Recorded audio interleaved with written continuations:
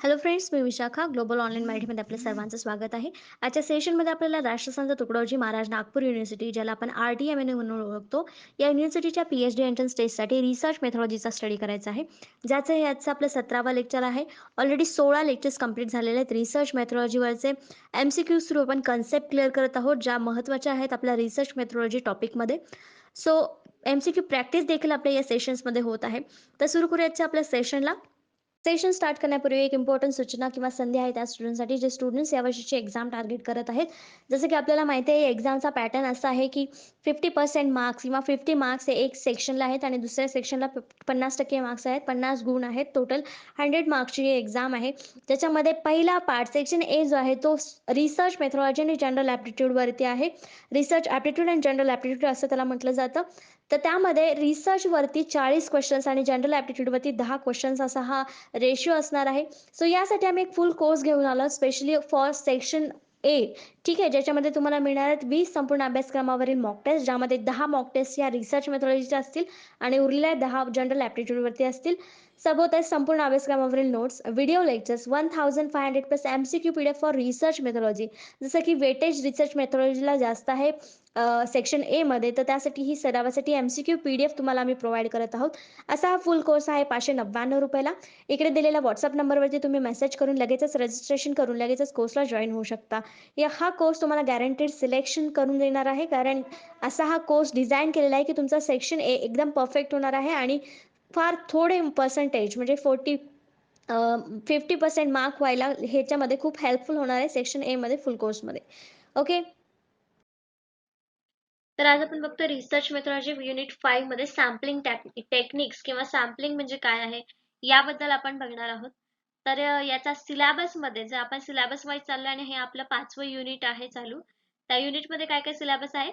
Sample and sampling design, concept of population, sample sampling frame, sampling unit, need and advantage of sample study, methods of sampling, characteristics of representative sample, sampling error, concept of probability and non-probability sampling, types of probability sampling, simple random sampling, systematic random sampling, proportionate and disproportionate, stratifies random sampling, types of non-probability sampling and purposive and snowball. तर याच्यामध्ये काय काय सांगितलेलं आहे की व्याख्या काय आहे, सॅम्पलिंग म्हणजे काय, त्याचे डिझाईन्स कोणते आहेत, कन्सेप्ट कुठले आहेत, पॉप्युलेशनशी ते कसे निगडीत आहेत किंवा त्याचे ॲडव्हांटेज काय आहेत, स्टडी मटेरियल त्याचं कसं आहे किंवा मेथड्स कुठल्या आहेत सॅम्पलिंगचे, कॅरेक्टरिस्टिक्स, त्यानंतर प्रोबॅबिलिटी नॉन प्रोबॅबिलिटी हे टाइप्स आहेत सॅम्पलिंगचे ते काय आहेत.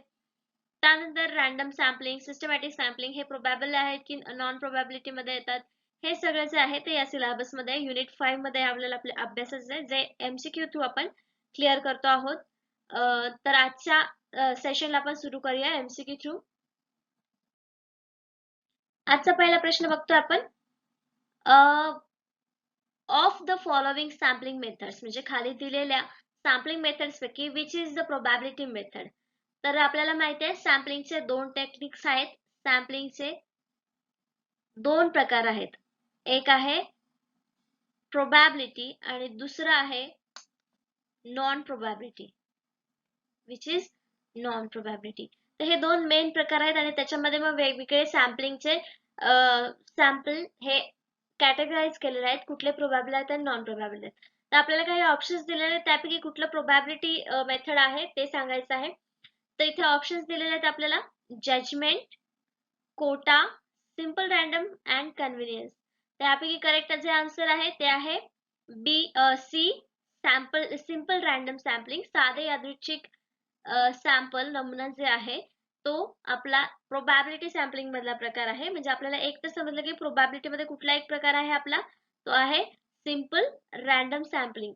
हे प्रोबॅबल मध्ये येतं, प्रोबॅबिलिटी मेथड मध्ये येतं. म्हणून आपल्या इथे करेक्ट आन्सर काय आलेला आपल्याला? सी आलेला आहे. तर इथे करेक्ट ऑप्शन आपल्याला सी मिळालं. Simple random sampling. इथे आपल्याला समोर स्क्रीनवरती दिसत आहे की सॅम्पलिंग मेथड्स आहेत वेगवेगळ्या, जे जसं मी सांगितलं होतं की हे दोन कॅटेगरीज मध्ये विभागलेलं आहे. कुठलं? तर probability sampling and non probability. म्हणजे आपण ह्याला म्हणू शकतो संभाव्य आणि हे आहेत असंभाव्य. तर हे दोन कॅटेगरीज आहेत आपल्या मेथड्सच्या, सॅम्पलिंग मेथड्सच्या. तर यामध्ये काय संभाव्यता आणि हे असंभाव्यता असं त्याला म्हणतात. तर संभाव्यता म्हणजे प्रोबॅबिलिटी सॅम्पलिंग मधले कुठले टाइप्स आहेत आपल्याला?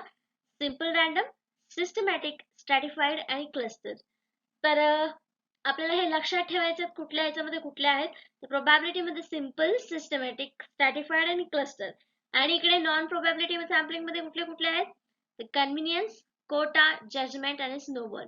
तर आपल्याला तिथे क्वेश्चन मध्ये ऑप्शन मध्ये काय काय आलं होतं? कन्व्हिनियन्स, कोटा आणि जजमेंट आणि सिंपल रँडम. तर मग आपलं करेक्ट आन्सर इथं सिंपल रँडम आलं होतं, जे की प्रोबॅबिलिटी सॅम्पलिंगचा टाईप आहे. आणि आपल्याला क्वेश्चन मध्ये तोच विचारला होता की सिंपल प्रोबॅबिलिटीचा कोणता प्रकार आहे दिलेल्या ऑप्शन्स पैकी. तर हे आपल्याला नेहमी नेहमी समोर समोर पुढच्या कन्सेप्ट मध्ये देखील येणार आहेत, पुढच्या एमसीक्यू मध्ये देखील येणार आहेत. त्यामुळे आपल्याला हे कॅटेगराइज करता आलं पाहिजे, आपल्याला लक्षात राहायला पाहिजे कुठले नॉन प्रोबॅबिलिटी सॅम्पलिंग आहे, कुठलं प्रोबॅबिलिटी सॅम्पलिंग आहे. नेक्स्ट क्वेश्चन बघतोय सेकंड नंबरचा. Which among the following is a benefit of using simple random sampling? आता सिंपल रँडम आपल्याला समजलं की हे प्रोबॅबिलिटी सॅम्पलिंगची सॅम्पलिंग मेथड मधला प्रोबॅबिलिटी जो टाइप आहे त्यातला आहे सिंपल रँडम सॅम्पलिंग, ज्याला आपण साधा यादृच्छिक नमुना असं म्हणतो मराठीमध्ये.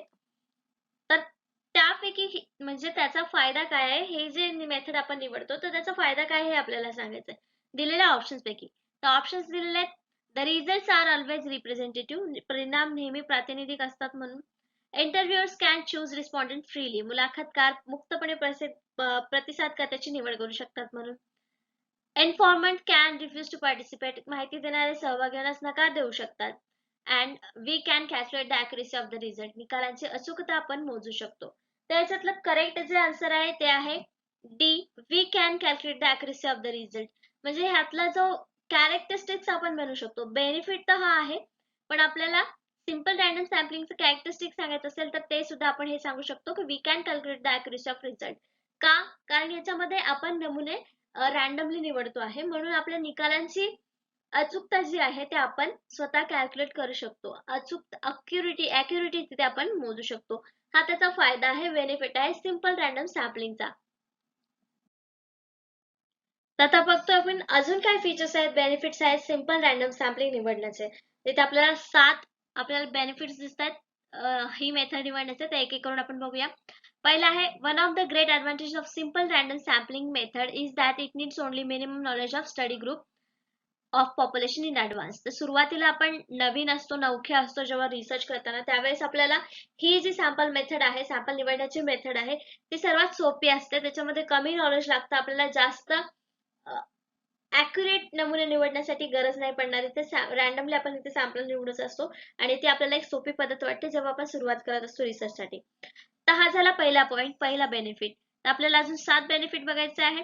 तर नेक्स्ट आहे की it is free from errors in classification. Randomly आपण सॅम्पल निवडल्यामुळे काय होतं, तर जे आपण वर्गीकरण करणार आहोत त्यामध्ये जास्त त्रुटी आपल्याला जाणवत नाही किंवा अवघडपणा वाटत नाही. लवकरात म्हणजे सहजरित्या आपण त्याचं वर्गीकरण करू शकतो. तर नेक्स्ट आहे 3 नंबरचा, this is suitable for data analysis which include the use of inferential statistics. तर हे जे डेटा अनालिसिस म्हणजे डेटा विश्लेषण करण्यासाठी हे सुटेबल आहे, सोपं जातं. ही जी सॅम्पल मेथड आहे ती सोपी जाते असं आपण म्हणू शकतो. फोर्थ नंबरचा आहे बेनिफिट, तो असा आहे की simple random sampling is representative of population. तर ही सुरुवातीला आपण पॉप्युलेशन वरतीच आपण सॅम्पल्स निवडत असतो, पण सिंपल रँडम सॅम्पलिंग मध्ये सगळ्यांना बरोबर चान्स मिळत असतो सिलेक्ट होण्याचा. म्हणून काय होतं, ही सिंपल रँडम सॅम्पलिंग जी आहे ती लोकांचं प्रतिनिधित्व करते असं देखील म्हटलं जातं. हा एक बेनिफिट आहे सिंपल रँडम सॅम्पलिंगचा. नेक्स्ट आहे फिफ्थ नंबरचा, तो आहे it is totally free from bias and prejudices. म्हणजे याच्यामध्ये कुठलाही पक्षपात किंवा आधीचा जो आपला म्हणणं आहे, विचार आहेत त्यापासून फ्री असतं टोटली. हे जे रँडम सॅम्पलिंग आपण निवडतो तेव्हा ते कुठल्याही विचारावरती आधारित नसतं किंवा कुठल्याही प्रकारे पक्षपात तो करत नसतो. The method is simple to use. म्हणजे इथे जसं की मी सांगितलं की ही जी मेथड आहे ती अगदी सिम्पल आहे यूज करण्यासाठी, त्यामुळे ही जी पद्धत वापरणं आपल्याला सर्वात सोपं जातं आणि निवडली जास्तीत जास्त रिसर्चर कडून. जे स्वतः पहिल्यांदा रिसर्च करत आहेत ते हीच मेथड वापरत असतील, ज्याला आपण म्हणतो सिंपल रँडम सॅम्पलिंग. नेक्स्ट आणि लास्ट आपले बेनिफिट आहे सिंपल रँडम सॅम्पलिंगची, ती आहे 7th नंबरची. It is very easy to access the sampling error in this method. याच्यामध्ये सॅम्पलिंग एरर पकडण्यासाठी किंवा सॅम्पलिंग एरर काढण्यासाठी खूप सोपी पद्धत आहे. रँडमली म्हणजे कुठल्याही आपण लोकसंख्येमधून टोटल लोकसंख्येमधून कुठलाही नमुना निवडू शकतो आपल्या स्टडीसाठी. त्याच्यामुळे काय होतं, आपल्याला जास्त लोकांच्या सर्चमध्ये किंवा पर्टिक्युलर नॉलेज असणाऱ्याच लोकांच्या मागे लागावं लागत नाही. जे आपण निवडलेले सॅम्पल्स आहेत त्यापैकीच आपण नमुने निवडून आपली माहिती तिथे एक्सप्रेस करत असतो. म्हणून ही जी पद्धत आहे ती सगळ्यात सोपी पद्धत आहे असं आपण म्हणू शकतो. कमी खर्चिक आहे, पॉप्युलेशनवर आधारित आहे, डेटा एनालिसिस विश्लेषण करण्यासाठी इथे सोपं जातं. अशा प्रकारे आपण सिंपल रँडम सॅम्पलिंग मेथड आपण इथे एक्सप्लेन करू शकतो. नेक्स्ट क्वेश्चन बघतो आपण 3rd नंबरचा. Increasing the sample size has the following effect upon the sampling error. तर इथे त्यांनी काय सांगितलेलं आपण सॅम्पलची साईज जी आहे नमुना आकार वाढवल्याने नमुना त्रुटीवर खालील परिणाम होतो. सॅम्पलिंग एरर वरती त्याचा काय परिणाम होतो? सॅम्पलिंग एरर वरती सॅम्पलिंग साईज वाढवल्याचा काय परिणाम होतो हे सिंपली आपल्याला क्वेश्चन विचारलेलं आहे. त्याचे ऑप्शन दिलेले आहे. It increases the sampling error हे नमुना त्रुटी वाढवतं. इट रिड्युसेस सॅम्पलिंग एरर हे नमुना त्रुटी कमी करते. It has no effect on sampling error नमुना त्रुटीवर त्याचा कोणताही परिणाम होत नाही. D all of the above वरील सर्व. त्याचे करेक्ट आन्सर जे आहे ते आहे B. It reduces the sampling error. का?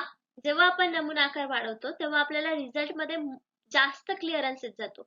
जसं की आपण एखादा सर्वे केलाय की ग्रॅज्युएट स्टुडंट्स किती आहेत, टोटल ग्रॅज्युएट स्टुडंट्स किती आहेत आणि पोस्ट ग्रॅज्युएट किती आहेत हे जेव्हा करतो आपण आणि आपल्याकडे 10 स्टुडंट आहेत त्यामध्ये आपल्याला 5 आणि 5 इकडे ग्रॅज्युएट आहेत, 5 पोस्ट आहेत असे जर रिझल्ट आला असेल तर तेव्हा आपण जर सॅम्पलिंग साईज वाढवली 50 केली मग आपल्याला ग्रॅज्युएटची संख्या मिळेल की 40 आणि इकडे पोस्ट ग्रॅज्युएट आहेत 10.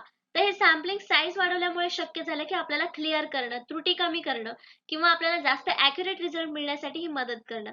मग काय आहे सॅम्पलिंग साईज वाढवल्यामुळे काय होतं आपल्याला तर it reduces the sampling error आणि दुसरी गोष्ट आपल्याला मोर ॲक्युरेट रिझल्ट देण्यासाठी हे मदत करू शकतं. त्यामुळे तिथे कुठलाही तोटा होणार नाही किंवा नमुना त्रुटीवर हा परिणाम आपल्याला तिथे दिसून येईल. ऑप्शन बी इथे आपल्याला करेक्ट मिळालं होतं. करेक्ट ऑप्शन बी मिळालं होतं. आणि sampling error is a statistical error that occurs when an analysis does not select a sample that represents the entire population of data. तर त्यांनी काय सांगितलेलं आहे हा एक स्टॅटिस्टिकल एरर आहे.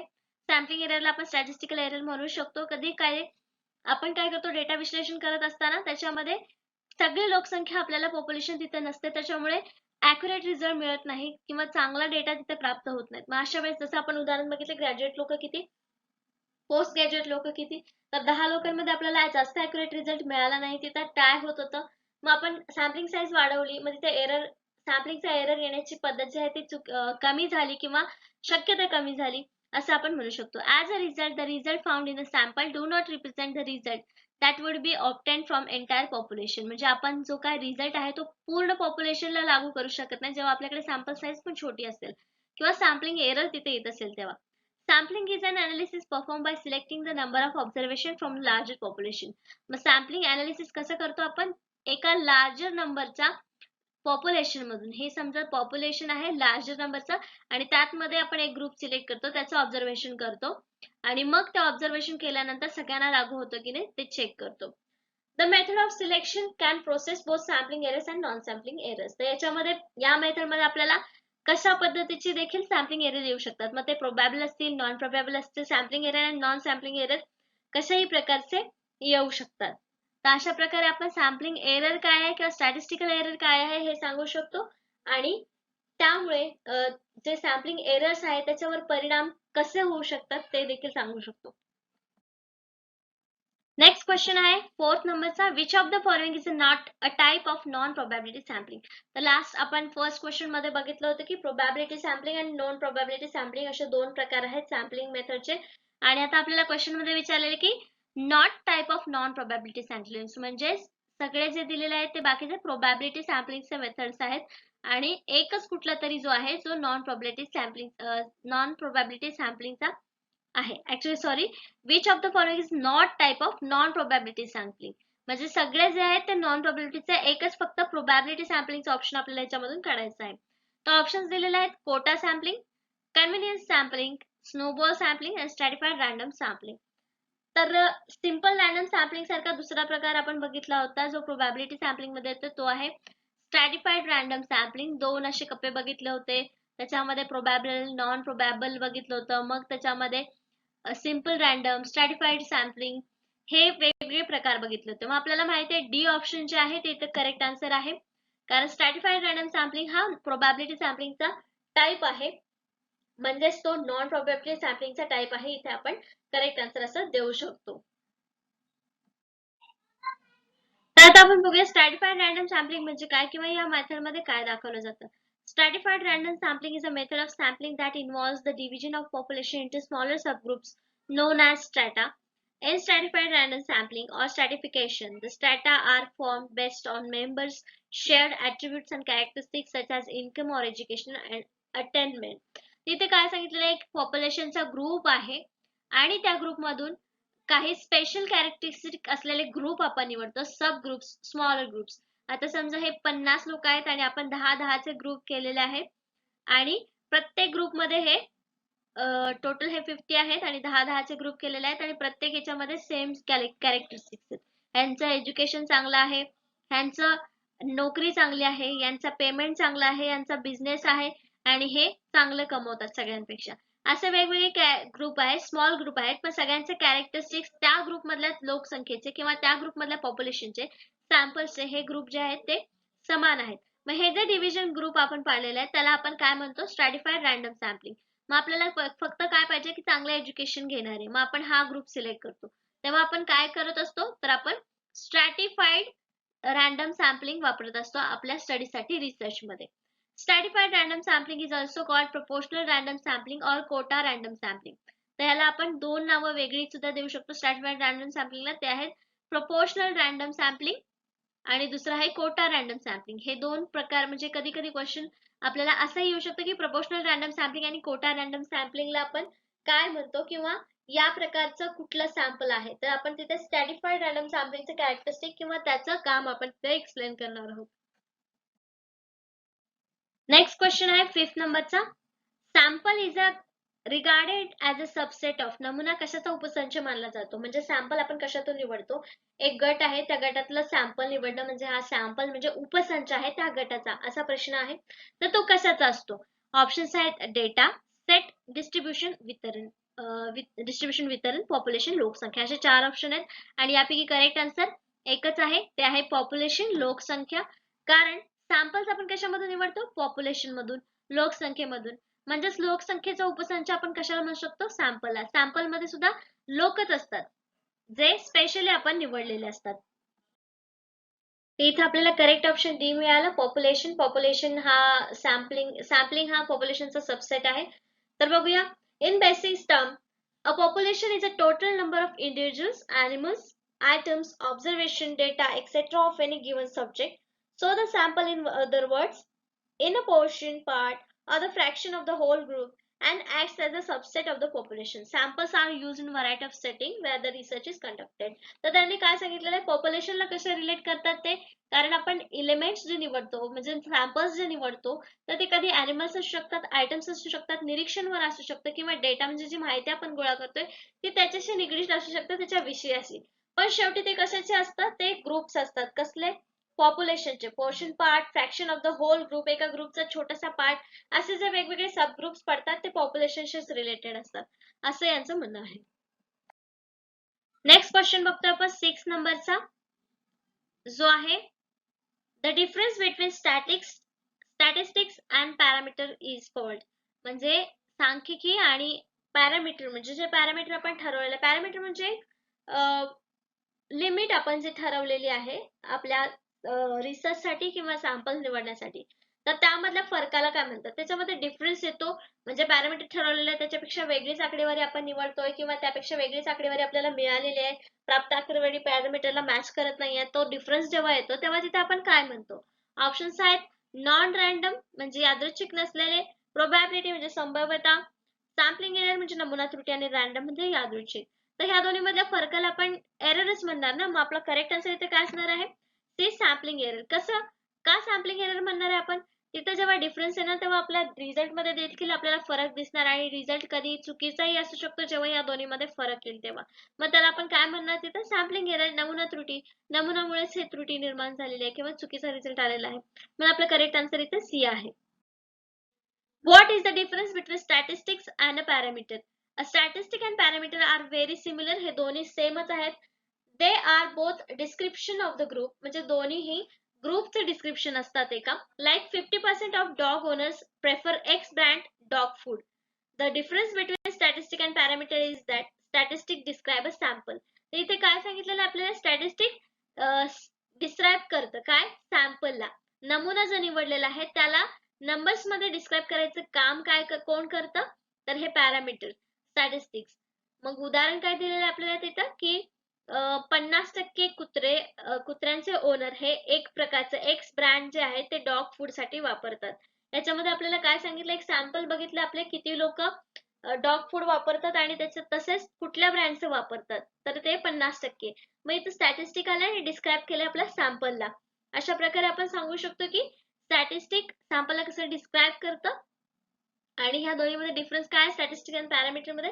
आपण इथे जर 100 लोकांचा सर्वे करणार असेल तर आपल्याला 50 लोकांचा मिळालेला आहे. पॅरामीटर आपण जर तिथे बिघडू शकतं तेव्हा त्या दोन्हीमध्ये डिफरन्स येतो आणि मग सॅम्पलिंग एरर आपल्याला मिळतात. तर अशा प्रकारे आपण त्यामध्ये दोन्हीमधला डिफरन्स सांगू शकतो किंवा एरर कसं येऊ शकतो हे समजते. तर आता आपण नेक्स्ट क्वेश्चन बघतोय 7th नंबरचा. The probability of selecting an item in probability sampling from the population is known as. तर जेव्हा आपण पॉप्युलेशन मधून सॅम्पल निवडतो आणि त्याची संभाव्यता जी आपण निवडतो आहे त्या संभाव्यतेला आपण काय म्हणतो. संभाव्यता नमुना आयटम निवडण्याची संभाव्यता लोकसंख्येमधून जात आहे हे निवडण्यासाठी याला आपण काय म्हणतो. ऑप्शन्स आहेत इक्वल टू 1 एकाच्या बरोबरीने आहेत, इक्वल टू 0 शून्याच्या बरोबरीने आहेत, नॉन झिरो शून्य नाही, नन ऑफ द अबोव. याचं करेक्ट आन्सर आहे सी नॉन झिरो शून्य नाही. त्याच्यामध्ये प्रोबॅबिलिटी सॅम्पलिंग आपण सिलेक्ट करत असतो ते आपल्याला हवे तेवढेच करत असतो. Probability of sampling selecting an item of probability sampling from population is known as. त्याला नॉन झिरो शून्य नाही अशी कन्सेप्ट आहे. तर काय म्हणू शकतो the most critical requirement of probability sampling is that everyone in your population has known and equal chances getting selected. तर सॅम्पल्स मध्ये कुठल्याही पॉप्युलेशन मध्ये कोणालाही सिलेक्ट होण्याची किंवा नमुना म्हणून निवड करण्याची संधी येऊ शकते किंवा समान आहे. For example if you have a population of 100 people. जर आपल्याकडे उदाहरण दिले की 100 लोकांचं लोकसंख्या आहे 100 लोकांचं. Every person would have odd in 1 in 100 for getting selected. म्हणजे प्रत्येकाला वाटतं की हा वाटायचा प्रश्न नाही पण तिथे आपण कुठलाही एक व्यक्ती जेव्हा सिलेक्ट करतो 100 मधून तर प्रत्येक एक माणूस सिलेक्ट होण्याचे चान्सेस तिथे आहेत की हाच माणूस तिथे सिलेक्ट होणार असं नाही. प्रत्येकाला तिथे चान्स आहे सिलेक्ट होण्यासाठी. अशा प्रकारचं सॅम्पल्स आपण निवडत असतो किंवा रॅन्डम सॅम्पलिंग किंवा सिंपल रॅन्डम सॅम्पलिंग जे आहे ते अशा प्रकारे होत असते. नेक्स्ट क्वेश्चन बघतो आपण 8th नंबरचा. काय आहे तो. The distribution that is formed by all possible values of statistic is known as. The distribution that is formed by all possible values of statistic is known as. आकडेवारीच्या सर्व संभाव्य मूल्यांद्वारे तयार झालेले वितरण डॅश डॅश म्हणून ओळखले जाते. कशामुळे आकडेवारीमुळे. ऑप्शन्स आहेत hypergeometric distribution, normal distribution, sampling distribution आणि बायनॉर्मल डिस्ट्रीब्यूशन. तर इथे कशाचं पॉसिबल व्हॅल्यूज कशाच्या पण स्टॅटिस्टिकचा. जेव्हा स्टॅटिस्टिकचा विषय येतो तेव्हा तो कशाशी रिलेटेड असतो सॅम्पलिंग. मग सॅम्पलिंगशी रिलेटेड आपलं कुठलं आन्सर इथे आहे जे आहे सी सॅम्पलिंग डिस्ट्रीब्यूशन. डिस्ट्रीब्यूशन तर आहे त्याला काय म्हणतात असं विचारलेलं आहे. मग इथे स्टॅटिस्टिक्स मध्ये पॉसिबल व्हॅल्यूज आहे स्टॅटिस्टिक्स मधल्या म्हणजे ते सॅम्पलिंगचे डिस्ट्रीब्यूशन असणार आहे. म्हणून आपलं करेक्ट आन्सर इथे असणार आहे सी सॅम्पलिंग डिस्ट्रीब्यूशन. त्याला नमुना वितरण असं म्हणतात. A sampling distribution is a probability distribution of statistics obtained from larger number of samples drawn from a specific population. तर हे कसं असतं सॅम्पलिंग डिस्ट्रीब्यूशन की मोठ्या पॉप्युलेशन मधून आपण स्पेसिफिक गटाचा एक नंबर काढतो आणि ते स्टॅटिस्टिक्स आपण डिस्ट्रीब्यूशन करतो. The sampling distribution of given population is the distribution of frequency of a range of different outcomes that could possibly occur for the statistic of the population. जे sample म्हणून आपण निवडलेले आहेत जे लोक आपण निवडलेले आहेत जर समजा 100 पैकी 50 लोक आपण निवडलेले आहेत तर त्या 50 लोकांचं जे काय स्टॅटिस्टिक असणार आहे ते आपण वर्गीकरण करणार आहोत. म्हणजे या कॅटेगरीमध्ये इतके लोक आहेत, दुसऱ्या कॅटेगरीमध्ये इतके लोक आहेत. तर त्या सॅम्पलिंगचं डिस्ट्रिब्युशन असं होणार आहे. मग ही टर्म जे आहे सॅम्पलिंग डिस्ट्रिब्युशन ते अशा प्रकारे आपण एक्सप्लेन करू शकतो. In statistic, a population is the entire pool from which statistical sample is drawn. A population may refers to an entire group of people, object, event, hospital visits, a measurement. Population can thus be said to be an aggregate observation of subject grouped together by the common feature. त्याच्यामध्ये पण सांगितलेलं आहे की statistic मध्ये population through आपण samples निवडत असतो. ते मग कसेही लोकांचे ग्रुप्स असू शकतात किंवा वस्तूचे ग्रुप्स असू शकतात. अशा प्रकारचे कुठलेही ग्रुप्स असू शकतात जे आपण सिलेक्ट करू शकतो सॅम्पल्स म्हणून, आणि सॅम्पल्स मधून मग ते सॅम्पल डिस्ट्रीब्युशन मध्ये जातात जेव्हा ते आपण वेगळे वेगळे करतो, वर्गीकरण करत असतो. नेक्स्ट क्वेश्चन बघतो आपण 9th नंबरचा. काय आहे तो बघूया. Among this which sampling is based on equal probability? यापैकी कोणते नमुने समान संभाव्यतेवर आधारित आहेत? ऑप्शन आहे सिंपल रॅन्डम सॅम्पलिंग, साधे यादृच्छिक नमुने, stratified random sampling, systematic sampling and probability sampling. तर प्रश्न खूप सोपा आहे. यापैकी कुठला जो प्रश्न आहे तो इक्वल प्रोबॅबिलिटीवर आहे. म्हणजे आपलं करेक्ट आन्सर इथे काय येणार आहे? Simple random sampling. आपण सुरुवातीलाच बघितलं की सिंपल रॅन्डम सॅम्पलिंग मध्ये सगळ्या प्रोबॅबिलिटी ह्या इक्वल असतात. का तर प्रत्येकाला, प्रत्येक पॉप्युलेशन मध्ये प्रत्येक सॅम्पलला सिलेक्ट होण्याचा चान्स इक्वली असतो. म्हणून इथे आपलं करेक्ट आन्सर जे आलेलं आहे ते आलेलं आहे ए, सिंपल रॅन्डम सॅम्पलिंग. साधे यादृच्छिक नमुने जे आहेत ते इक्वल प्रोबॅबिलिटी असतात, समान संभाव्यतेवर आधारित असतात. तर डेफिनेशन काय आहे सिंपल रॅन्डम सॅम्पलिंगची? Simple random sampling is defined as a sampling technique where every item is in the population has an even chance and likelihood of being selected in the sample. तर definition मध्येच आपल्याला सांगितलंय की simple random sampling मध्ये प्रत्येक सॅम्पलला select होण्याची तिथे chances असतात, इक्वल चान्सेस असतात. Here the selection of item entirely depends on the luck or probability, and therefore his sampling technique is also sometimes known as method of chances. तर इथे काय सांगितलेलं आहे, रॅन्डम सॅम्पलिंग मध्ये पण चान्सेस असतात कोणालाही सिलेक्ट होण्याचे, पण प्रत्येक वेळेस ते सिलेक्टच होतील असे नाही, त्यात लक किंवा प्रोबॅबिलिटीवर अवलंबून असतात. म्हणूनच त्याला आपण कधी कधी सॅम्पलिंग टेक्निकची ही chances of method of chances असं त्याला म्हणतो. काय म्हणू शकतो आपण इथे त्याला? मेथड ऑफ चान्सेस त्याला म्हटलं गेलंय. का तर इथं प्रत्येक वेळी सिलेक्ट होतीलच असं नाही, चान्स, लक किंवा प्रोबॅबिलिटी यावर डिपेंड असतात कुठलं सॅम्पल सिलेक्ट होऊ शकतो टोटल पॉप्युलेशन मधलं. पण रॅन्डमली ते सिलेक्ट करतो म्हणून याला आपण सिंपल रॅन्डम सॅम्पलिंग असं म्हणतो. नेक्स्ट क्वेश्चन बघतो आपण 10th नंबरचा. The difference between expected value of statistic and the value of the parameter being estimated is called. इथे आपण बघितलं होतं की स्टॅटिस्टिक आणि पॅरामीटर मध्ये डिफरंट आला तर त्याला आपण काय म्हणतो, आणि इथे सांगितलंय की या दोन्हींमध्ये स्टॅटिस्टिक आणि value of parameter being estimated is called. आकडेवारी अपेक्षित मूल्य आणि पॅरामीटर मूल्य ज्यामध्ये अंदाज केला जातो त्यामधील फरक याला दुसरं काय म्हणतात? ऑप्शन्स आहेत स्टँडर्ड एरर, मानक त्रुटी, बायस, सॅम्पलिंग एरर आणि नॉन सॅम्पलिंग एरर. त्याला सिम्पली म्हणतात. करेक्ट आन्सर आहे बी, बायस. याच्यामध्ये काय होतं, त्याच्यामध्ये बायस होतं, पक्षपात होतो, म्हणून हे करेक्ट आन्सर आहे इथं बी, बायस. तर बायस म्हणजे नेमकं काय? नॉर्मली आपण मराठीमध्ये बायस म्हणजे पक्षपात असं म्हणतो. The bias is a difference between expected value and the estimated and the true value of the parameter. म्हणजे याच्यामध्ये पक्षपातच झाला ना, जेव्हा पॅरामीटरची व्हॅल्यू वेगळी आहे आणि एक्सपेक्टेड व्हॅल्यू वेगळी होती आणि नवीन जी व्हॅल्यू आलेली आपल्याला रिसर्च मधून ती वेगळी आली, म्हणजे तिथे पक्षपात झालाय. If the bias of an estimator of the parameter is 0, the estimator set to be unbiased. its expected value equals to the value of parameters is estimates. म्हणजे काय, जेव्हा व्हॅल्यू इक्वल आहे आपल्या पॅरामीटरच्या व्हॅल्यू बरोबर तेव्हा ते अनबायस असतं, पण जेव्हा पॅरामीटरची व्हॅल्यू आणि एक्सपेक्टेड व्हॅल्यू या डिफरंट येतात तेव्हा ते बायस असतात.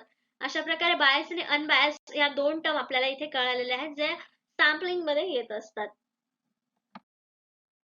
तर अशा प्रकारे याचे 10 प्रश्न आणि 10 कन्सेप्ट इथे संपलेले आहेत सॅम्पलिंगच्या युनिट 5 वरच्या. नेक्स्ट लेक्चर मध्ये देखील आपण याच युनिट वरती 10 क्वेश्चन्स घेणार आहोत आणि 10 कन्सेप्ट आपण समजून घेणार आहोत. जसे की आपण एमसीक्यू थ्रू ही सिरीज चालू ठेवलेली आहे कन्सेप्ट क्लिअर करण्याचे, जी पेट एक्झाम साठी उपयुक्त आहेत सॅम्पलिंग मध्ये. त्यामध्ये आज काय बघितलं आपण? सिंपल रॅन्डम सॅम्पलिंग म्हणजे काय, किंवा त्रुटी म्हणजे काय, सॅम्पलिंग एरर म्हणजे काय, किंवा पॅरामीटर आणि आपलं स्टॅटिस्टिकचा डिफरन्स यामध्ये काय असतो आणि त्याच्यामध्ये आपल्याला काय मिळतं, हे सगळे आपण या आजच्या क्वेश्चनच्या सीरीजमध्ये आपण बघितलेलं आहे. नेक्स्ट लेक्चरमध्ये देखील आपण हेच बघणार आहोत. आजच्या सेशनसाठी धन्यवाद.